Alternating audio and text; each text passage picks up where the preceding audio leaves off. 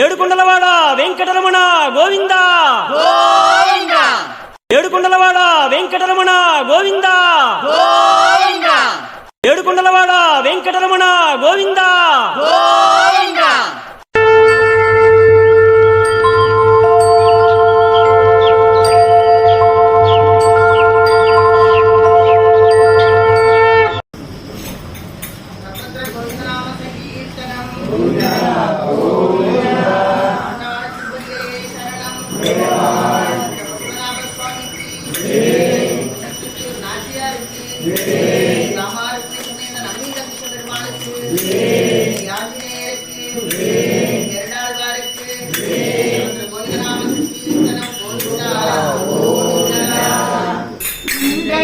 செலவு தந்த ராஜேஷ் குமார் வாழியே இன்றும் அவர் குடும்ப வாழியே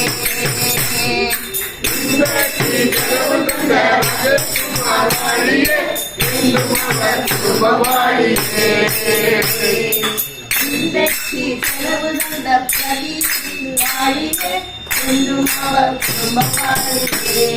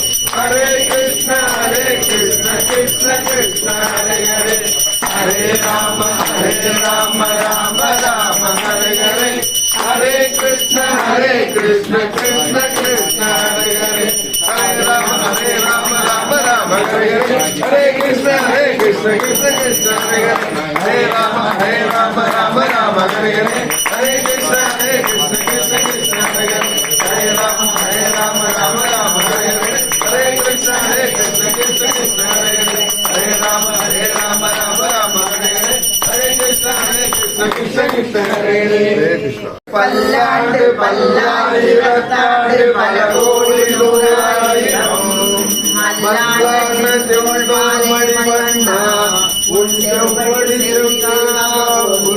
அடியோடு வென்றோடு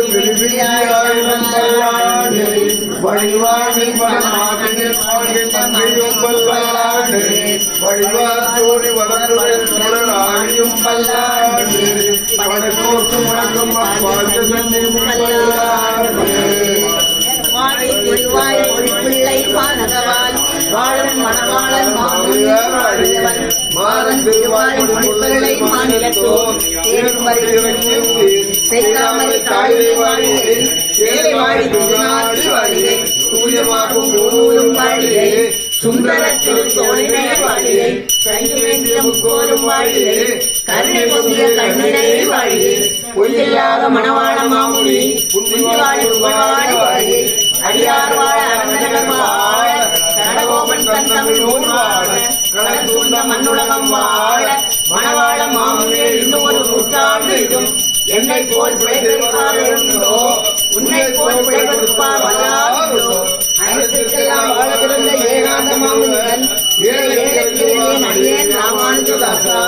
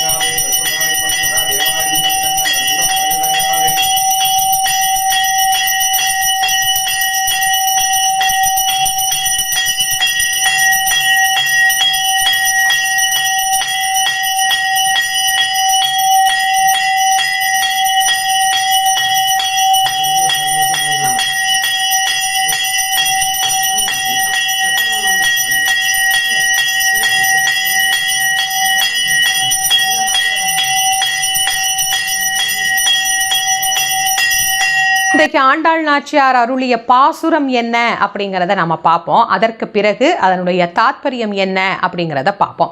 8ஆம் நாள் திருப்பாவை பாசுரம். கீழ்வானம் வெள்ளன்று எருமை சிறு வீடு மேய்வான் பரந்தனகான் மிக்குள்ள பிள்ளைகளும் போவான் போகின்றாரை போகாமல் காத்து உன்னை கூவுவான் வந்து நின்றோம் கோது கலமுடைய பாவாய் எழுந்திராய் பாடி பறை கொண்டு மாவாய் பிளந்தானை மல்லரை மாட்டிய தேவாதி தேவனை சென்று நாம் சேவித்தால் ஆவாவென்று ஆராய்ந்து அருள் ஏலோர் எம்பாவாய். இன்றைய 8ஆம் நாள் பாடல்ல நமக்கு ஆண்டாள் நாச்சியார் இயற்கை வர்ணனையோடே தான் ஆரம்பிக்கிறார். மாணிக்க வாசகரினுடைய திருவெம்பாவையாக இருக்கட்டும், ஆண்டாள் நாச்சியாரினுடைய திருப்பாவையாக இருக்கட்டும், இயற்கையை சார்ந்தே அவர்களினுடைய பாடல்கள் அப்படிங்கிறது அமைந்திருந்தது. என்ன காரணம்? வாழ்க்கை முறையும் இயற்கையை சார்ந்தே அமைந்திருந்ததுனால நாச்சியார் இன்றைக்கு பாடல்ல ஆரம்பிக்கிறார். கீழ்வானம் வெள்ளன்று எருமை சிறுவீடு. இந்த எருமை மாடு கூட மேய்வதற்கு புறப்பட்டு விட்டது. எங்க போகுது? தன்னுடைய மேய்ச்சலை தேடி அது பயணப்பட்டு கொண்டிருக்கின்றது. ஆக இருக்கிறதுலேயே மந்தமான பிராணி எதுன்னு கேட்டால் எரும மாடுன்னு தான் எல்லாரும் சொல்லுவோம். எரும மாடு மாதிரி சோம்பேறியா இருக்கிறியே அப்படின்னு திட்டுவாங்க.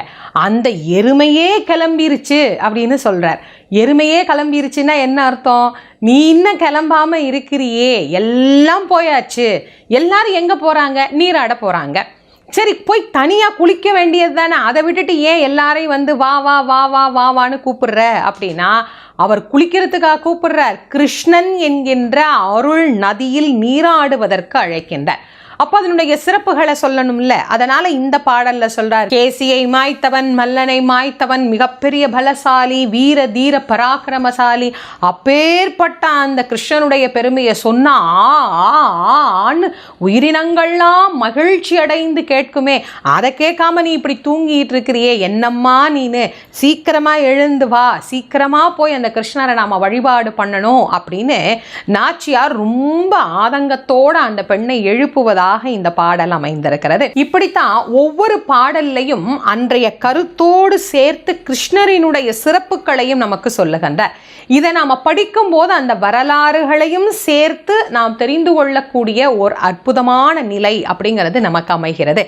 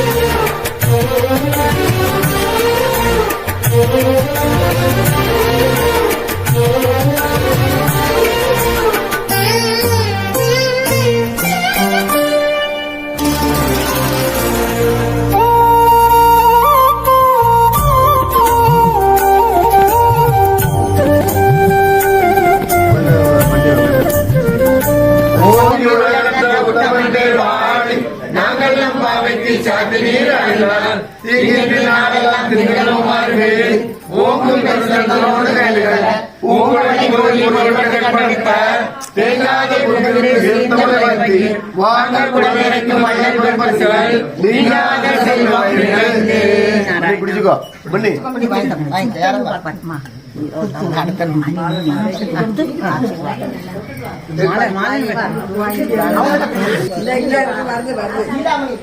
ஓங்கி உலகளந்த உத்தமன் பேர் வாழி நாங்களெல்லாம் பாவைக்கு சாத்தி நீர் அழினார் தீங்கிற்கு நாடெல்லாம் திங்களுமார் வேல் ஓங்கு பிரச்சனோடு பூங்குழலி கொடுக்க கேடாத புக்கிருந்து சிறுத்த முலை பற்றி வாங்க குடலையும் வளம் பெறுவதற்கு நீங்கள்